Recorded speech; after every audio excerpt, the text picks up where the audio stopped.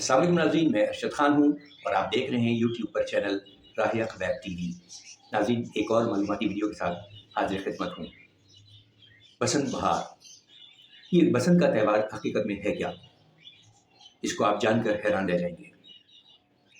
किस्सा कुछ यूँ है कि हिंदू कदीम ज़माने से मौसम बहार की इब्तिदा में जश्न मनाया करते थे और अपनी देवी सरस्वती देवी की पूजा किया करते थे। ये उनकी पूजा का दिन था जिसको बसंत के तौर पे वो लोग मनाते थे बहार की आमद पर।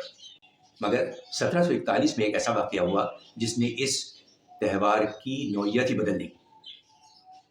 हुआ कुछ यूँ कि सियालकोट में एक कट्टर हिंदू फैमिली थी जिसका सरबराह था भागमन रायपुरी।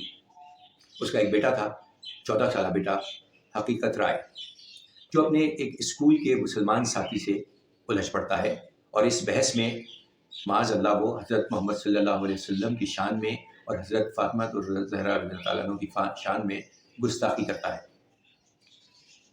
मुसलमानों को इस बात का इल्म होता है, वो मुश्तहिद होते हैं, वो उसको पकड़ कर लाहौर की अदालत में ले जाते हैं जहाँ उसे फांसी की सज़ा हो जाती है।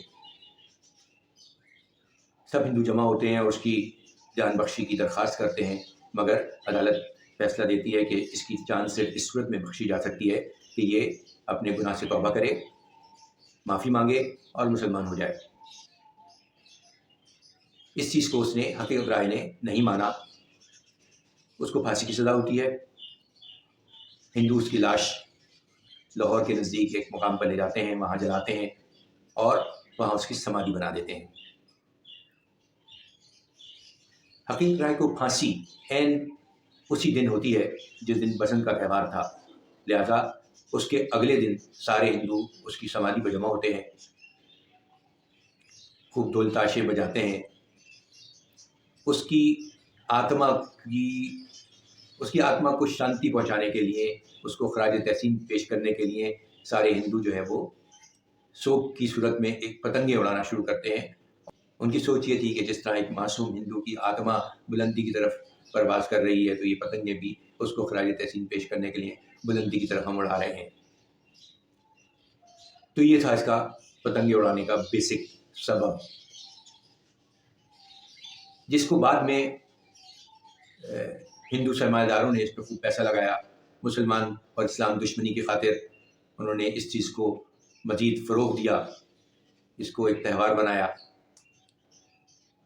हकीकत राय के माज़अल्लाह इस उनके मुताबिक इनका जो कारनामा इसने किया, उसको खराज तहसीन पेश करने के लिए उसकी नज़में लिखी जाती रहीं, ड्रामे बनाए जाते रहे मुसलमानों को मजबूर करने के लिए और उनको मुसलमानों को तकलीफ़ पहुंचाने के लिए। फिर वक्त के साथ साथ वक्त बदलता रहा, सिक्कों की हुकूमत आई। सिक्कों की हुकूमत ने इस पर मज़ीद ख़र्चा किया इस्लाम दुश्मनी की खातिर। अंग्रेज़ों के ज़माने में बाकायदा बसंत के क्लब बना दिए गए, बाकायदा तकरीबात होते रहीं और मुसलमान भी इस हकीकत को जाने बगैर इस हिंदुआना रस्म में, इस हिंदुआना त्यौहार में शामिल हो गए।